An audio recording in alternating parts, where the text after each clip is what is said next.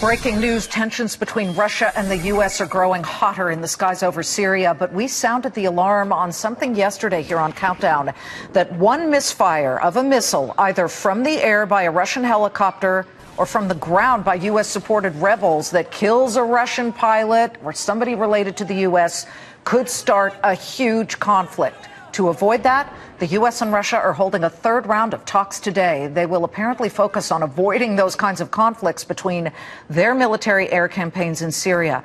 Listen to how Fox News military analyst and retired U.S. Navy Captain Chuck Nash characterized the possible danger yesterday. This has escalation written all over it. The potential for this to mushroom out of control is actually fairly high. So when Russian citizens start dying, when the bombs start going off there, the Russians are going to look at the United States, and then we're going to look for some kind of a tit-for-tat relationship.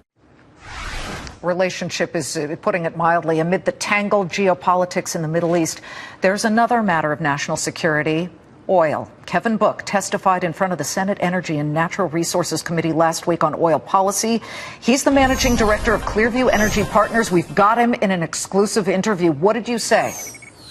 Well, last week's discussion was about the size of the U.S. Strategic Petroleum Reserve, which is a resource which is part of the energy package of the last major disruption in the 1970s. 700 million barrels of crude oil. It's there for our refiners if supplies get cut off in the world. But right now, it's also looking like a great big funding source to Congress. And there's some people who think that it should be downsized because we have much more secure supplies from many more reliable providers like Canada. Yeah, the Strategic Petroleum Reserve, also known as the SPRO, as people in the business call it, it's right. Filled up for emergency situations.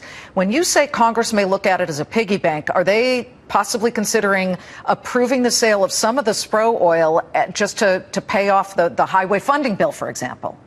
Well, not just an example, but in practice, that's what they're planning to do. It remains to be seen if they'll end up using it in the end, but I think it looks pretty good right now that they probably will. 101 million barrels, raising $9 billion to pay for highways. Highways are a much bigger political issue than 100 million barrels of crude oil. Most Americans don't even know is there. But it's a problem for a lot of reasons, in my view. First, you don't want to sell your oil at all if you need it in the future, and you don't know what the future is going to look like. And you just mentioned a number of alarming and very dramatic things that could happen. Sure. Second, there's the buy high, sell low practice, never really in the interest of the taxpayer. That crude's with more than the market will bear right now. But third, most importantly, spend energy security money on energy security, not on highways. Oil can be used as a piggy bank. It can be used as a weapon.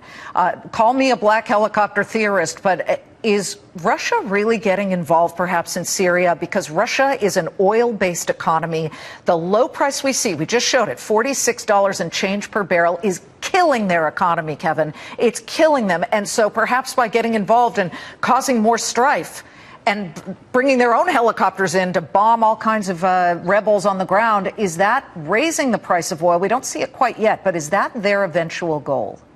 Well, it may be their goal, but their timing is terrible if it is. There's two things that go into the oil price that you can see very easily. The first is how much of supply is being used relative to consumption. And the second is how big the inventories are. Right now, the global supply system's at about 96%. Sounds like a lot, but actually the prices don't begin to spike until you get above 97 or even 98%. Second, inventories, huge volumes of inventories built right now. If Russia's gaming for geopolitical risk, it's going to take something far more serious than they probably want to get involved in to spike the prices the way that would really help their economy. Kevin Book, thanks for making me feel worse about everything. I mean, it's worrisome. Well, that wasn't the intent. I know, always. We want to inform our viewers, make sure they're ready for anything that can happen. It's great to see you. Thank you so much. Great to see you, too. Thanks Kevin's for having me. Clearview Energy Partners Managing Director in a Fox Business exclusive, Crude Realities.